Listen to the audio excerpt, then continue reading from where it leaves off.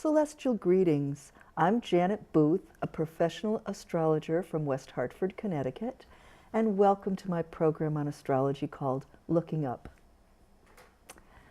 Today we're going to talk about something that you hear bandied around a lot, the concept of Mercury retrograde, and we're going to look specifically at the Mercury retrograde cycle that's coming up starting, I would say broadly it's starting in February, and that's why we're doing this for the February 2019 program. But it takes place mostly in March, but it stretches into April. So I want to get you ready for that.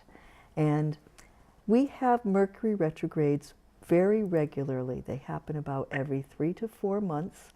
The backtracking or the retro portion is about 3 weeks at a time. And basically what's going on is Mercury is the first planet out from the sun. We are the third. We're both in motion. Mercury is very quick. It goes around the sun 3 times for every once that we go around. So while we're in motion going around the sun, here comes Mercury and it passes between us and the sun and we move some more, and it passes between us and the sun and we move some more, and it passes between us and the sun. Pretty bad illustration with the hands, but Mercury rules the hands, and I thought I'd give it a shot. Anyway, in the process, it is moving from appearing ahead of the sun in the zodiac in what we would call the evening star position. And then when it passes between Earth and the sun, it's invisible, of course, and then it comes to the morning star position where it stays for a while. So we see both with Venus and with Mercury, which are between Earth and the sun, that we have this phenomenon of part of the cycle in the evening star ahead of the sun in the zodiac, and part of the cycle drop behind the sun in the zodiac and appearing in the morning sky. And Mercury is so close to the sun, we hardly ever see it, because in order for a planet to be visible outside of what we call the beams of the sun's brightness, it has to be at least 15 or more degrees, or a half a sign, away from the sun. So Mercury also being very small, when you do see it, it's always going to be close to the horizon, either right after sunset if it's evening star, or right before sunrise if it's morning star. And you have to work a little bit to find where it is and spot it. But when you do, it's such a cute little twinkling bright thing. So because, maybe not just because of this, but we call Mercury the trickster in astrology, and it might be because it is always kind of tricking us, being tricky to find, and is it morning or is it evening, and what's it up to, and it goes backwards so many times. And actually, of course, you know from physics, it can't really go backwards through the sky. What's happening is an optical illusion, and we're in motion also. So if you think about, say you're on a train next to a track with another train, and both trains are going forward, but one's going faster than the other one, you'll have the feeling of one going backwards in relationship to the other. Or you might, if you never ride in a train, experience this at a stoplight where there's 2 lanes at least, and the light turns green, and both you and the other car next to you go forward. And let's say, for instance, you're not the speed demon. Let's say it's the other car that's going quickly. You'll feel like you're going backwards in relation to that other car. So that's what this retrograde phenomenon is in the mechanics of it, okay? And we might also say a thing to be cognizant of is if you got the whole 360 degrees of the zodiac, it's just going to backtrack in one sliver of that, some range of, I don't know, 10, 20 degrees or something like that. It varies. And it goes through that range 3 times. So you might also think of it like this. Say I'm going to go up to the post office from my apartment, and I get in my car and I start driving, and I get 4 blocks down the road and I go, oh my God, I forgot the envelope I was going to mail. So now I have to turn around and go back to my apartment and get that envelope and head off to the post office again. So 2 times I drove away from the house or the apartment, and 1 time back over that same 4 blocks before I remembered. So that's what's going to happen in the zodiac, is that Mercury comes forward through a certain range of degrees. Then it really moves backwards through those degrees. Then it comes forward through those degrees again. When it's in the forward part, that's sometimes called the shadow. And it's the same set of degrees. So we would look at that as being the part of the zodiac that Mercury is hanging out in for an extra long time, because usually it goes whizzing through a sign in 3 weeks. But now it has to slow down. It actually looks like it stops. And then it changes direction and looks like it stops again and changes direction. So those stopping points are called stations. It's almost like that train that could pull into the station and then go out in the other direction. So I would like to invite you to come to my website, astrologybooth.com, because there you are going to find a document that I produce for each year called On a Page, whatever year it is, on a page. And you won't see this up close, but I'll just, hold it to you to see, you can see on a page.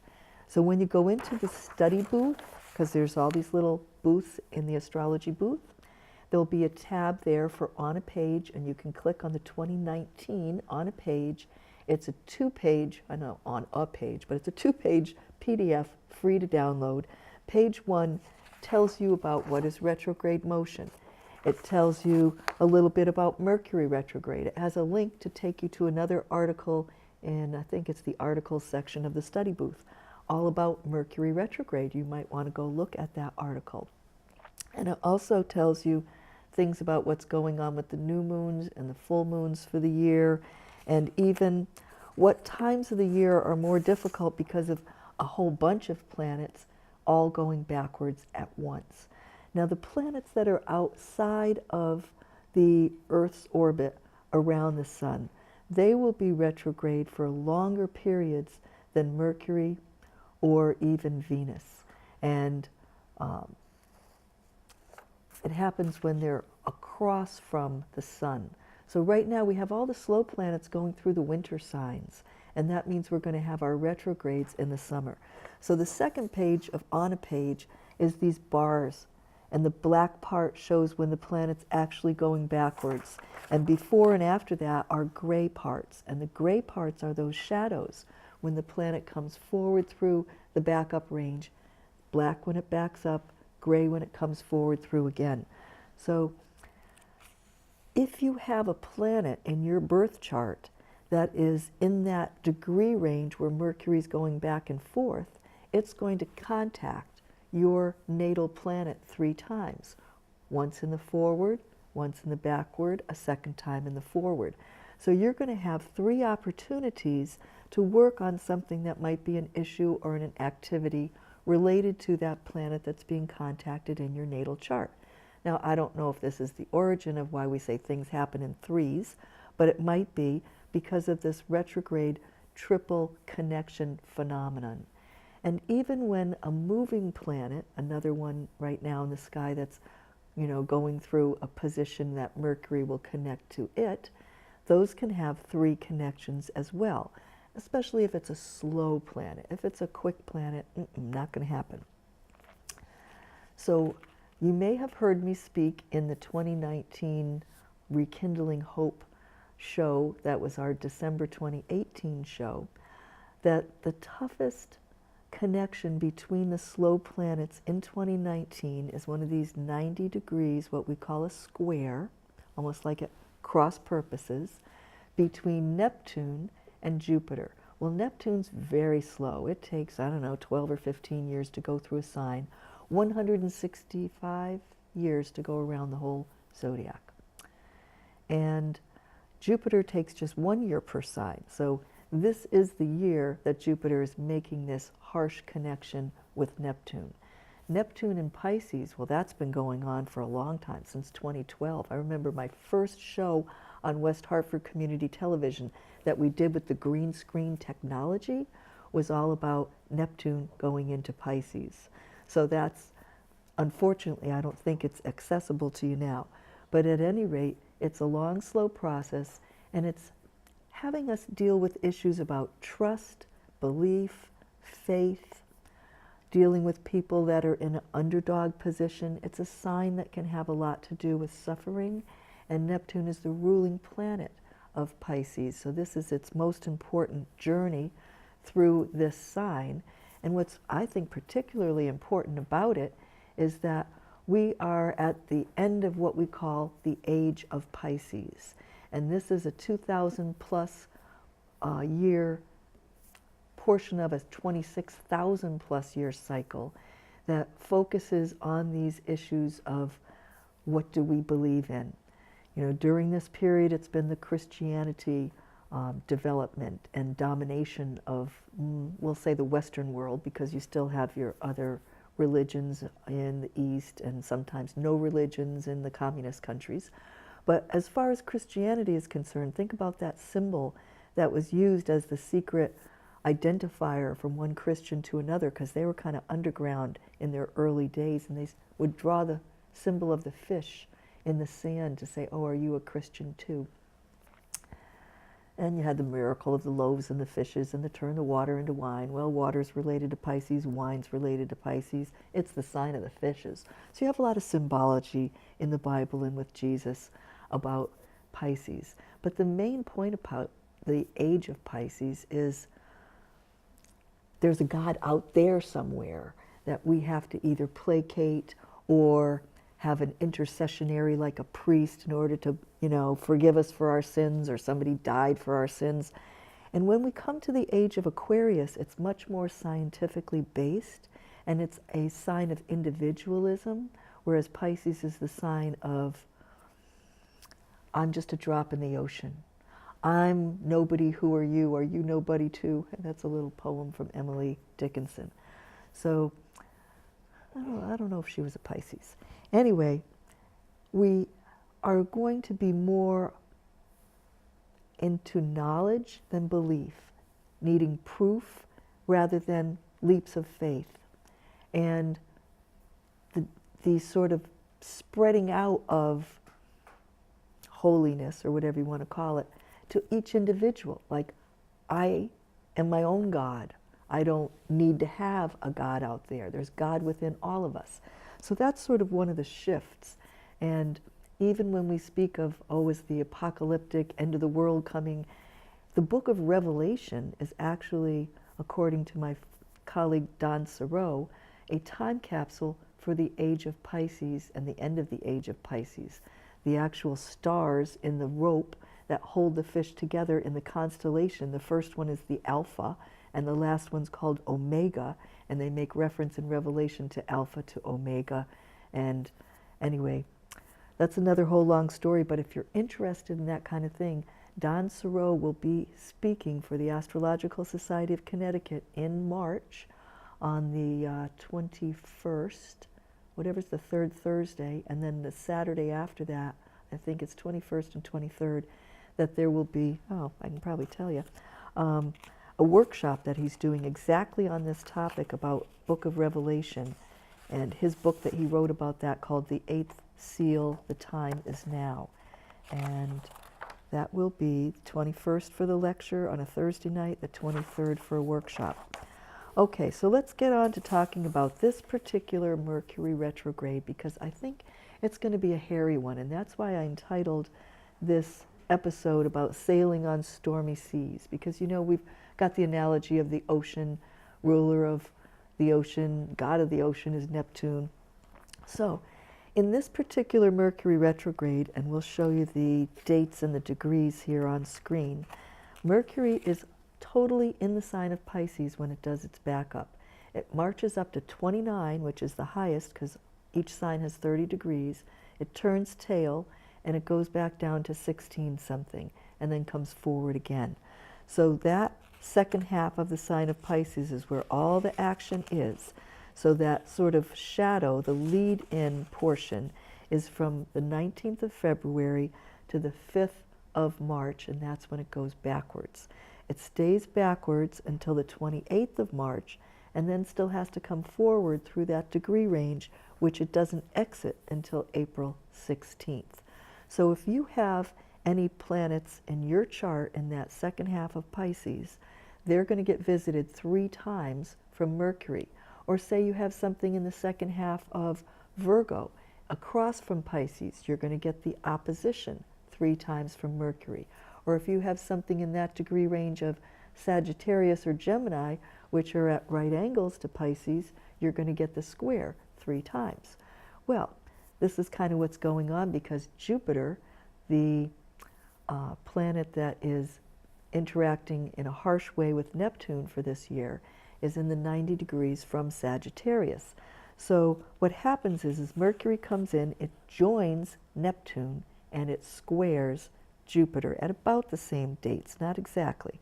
So we have here the 19th of February is when Mercury joins Neptune, then it squares Jupiter on the 22nd.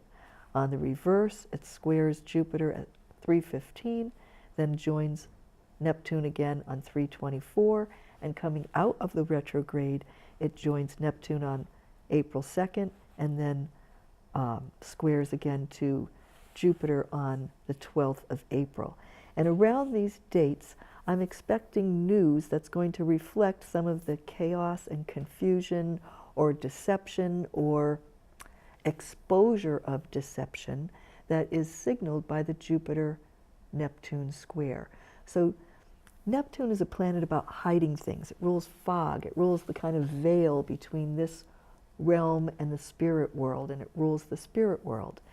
And Jupiter is the planet that's biggest, and it's out in the open, and especially when it's in its sign that it rules, Sagittarius, that is an out in the open kind of sign. So those things that have been hidden, or those lies that have been told to us, because fishy lies are a specialty of Pisces and Neptune, that's what I expect to see.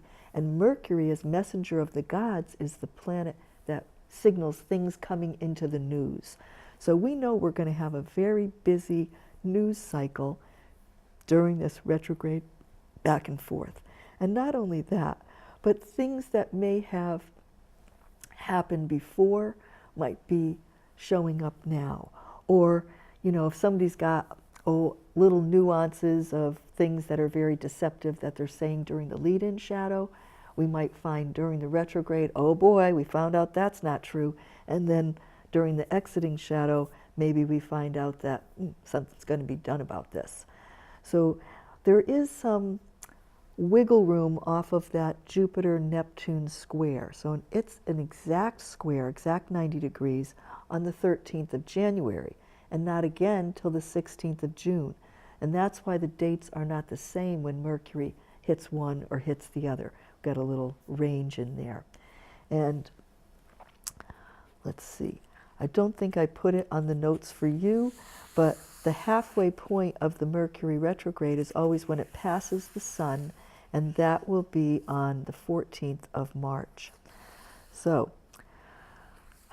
this is going to be choppy waters. And one reason that it's going to have a especially precarious time, and this will be shown on our next slide that will be displayed for you. That last degree of the zodiac, 29 degrees of Pisces, is one of the hardest degrees out of all 360, because the next degree, 0 Aries, is the start of the zodiac, and it signals spring when the sun comes through there. So Aries is the sign about me, me, me, me, and I am, and I'm an individual, and I stand up for myself, and I confront. And Pisces is all like, oh, don't look at me. I won't hurt you. I'll just, you know, step off to the side. It's all kind of about letting things slough off your shoulders like the water off the duck's back. Aries, no, quite the opposite. So this 29 Pisces is considered a difficult degree. It's associated with suffering and selflessness as opposed to the self-first or selfishness of Aries. And Pisces has that invisible side anyway, but 29 is like the height of invisibility. So we'll already have had a strong exposure to some of what 29 Pisces can bring for us due to this, it's not a planet, we'll call it an asteroid, Chiron, going through that degree 3 times. So Chiron, it's a heavenly body out between Saturn and Uranus. It's the first thing out there after what we can see with the unaided eye, Saturn. And Saturn was always sort of the reality principle. And beyond that, we first discovered Uranus when we had a telescope, and that is taking us into the modern age and the kind of collective consciousness and things that are not the everyday world. So Chiron's kind of a go-between. Its nickname is the Wounded Healer from its mythological roots. It's another whole story. But it does have a lot to do with showing where weaknesses are so that we can address them. And Chiron went through the 29 degree twice in 2018, and the third time it comes through 29 degrees is 28th of January to the 18th, maybe finishing on the 17th, really, of February. So more than half of February you'll see this. And when we talk about, like caravans of, it has a lot to do with health and healing and the health system. So we might be seeing some more things about, weaknesses in the health system. And it's a sign also about entertainment and creativity, imagination. The arts are kind of ruled by Neptune, whether it's the, flowing dances or beautiful music or visual arts. So we may also see something that is about art as healing, or some problem that comes up related to one of the arts or somebody that are in the arts. So Mercury comes through these degrees just twice because it's making its turn at one of its visits to the 29 degrees. So from March 2nd to the 8th, it's at 29, and it makes that pivot on the 5th in that range.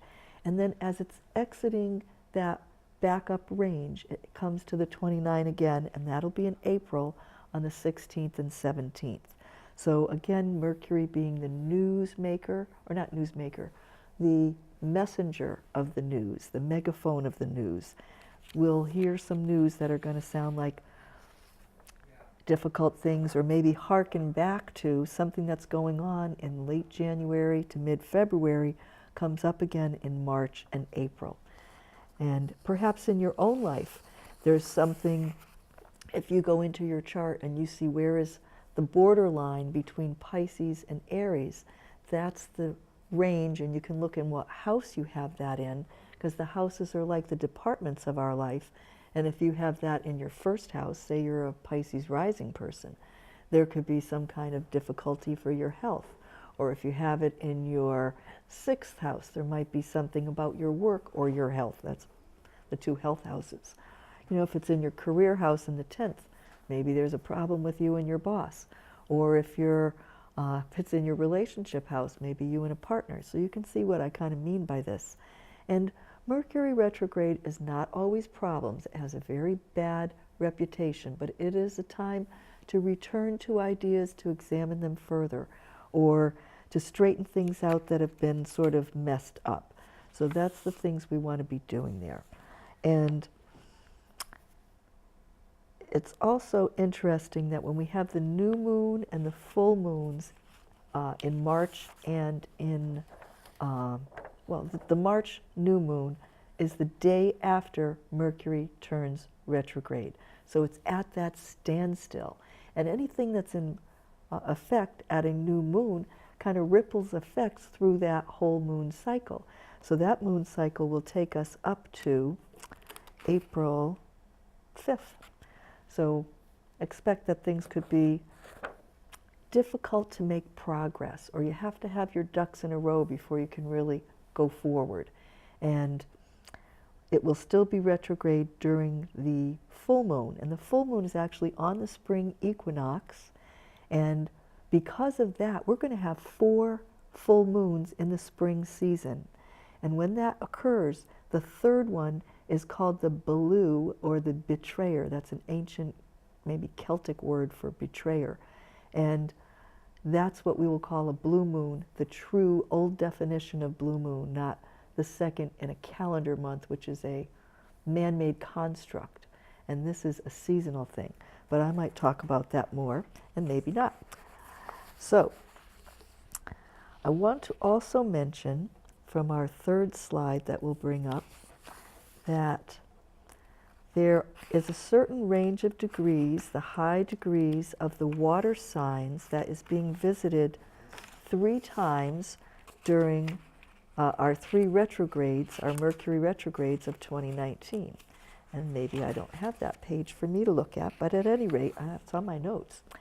In the area of 23 degrees 56 minutes, which is basically 24 minutes, to 27 degrees 38 minutes, that little sliver, a little more than 4 degrees, no, a little more than 3 degrees, of Pisces, Cancer, Scorpio, we're going to have a Mercury retrograde in that area 4 months apart throughout 2019. So if you have something in a water sign in that little sliver of degrees, you're going to get a trine from one of the Mercury retrogrades, a trine from another one, and a conjunction from one. So that's a third, a right on, and a third. And that means whatever you have in that degree range is something you're working on in a really big way in 2019. And you'll have a chance to do it over and over again in case you need to. So another thing you'll see when you look at that 2019 on a page is that we have a period from January 10th to March 5th where no planets are retrograde. And the one who's the spoiler on that is Mercury. And then we start having a period throughout a lot of the summer where many planets are retrograde, like I mentioned before. And when Mercury finishes its summer retrograde, at least it knocks down that big number. But, you know, it's always a challenge to be dealing with many planets going backwards at once. So as much as February has some pitfalls to it, it's one of the better months of 2019. And we will feel very much with this Mercury retrograde in Pisces that we're sailing on stormy seas. And it's already, when we think of the sign of Pisces, the fish kind of chase each other's tails around. And there's a sense of swimming in circles. So let yourself have some time to let your mind wander in circles. You want to use your imagination when Mercury is in Pisces. It doesn't have the sharp, keep things straight type of feature. But there is one good thing on this page 3. It makes nice connections to 2 planets in Capricorn, which is a grounded earth sign. So if you have to do something important in this Mercury retrograde cycle, you might try it, boy, maybe the 16th doesn't have some of those other aspects, the March 16th, and otherwise maybe you're waiting until around April 7th or 10th. So it's not an easy time. I want you to hang loose, keep the faith. Prayer is excellent during Mercury retrograde, or no, during Mercury in Pisces, whether it's retrograde or direct. Prayer, visualization, positive affirmations. Be as positive as you can, because remember, this is our year of trying to rekindle our hope. And we'll see you again next month on Looking Up.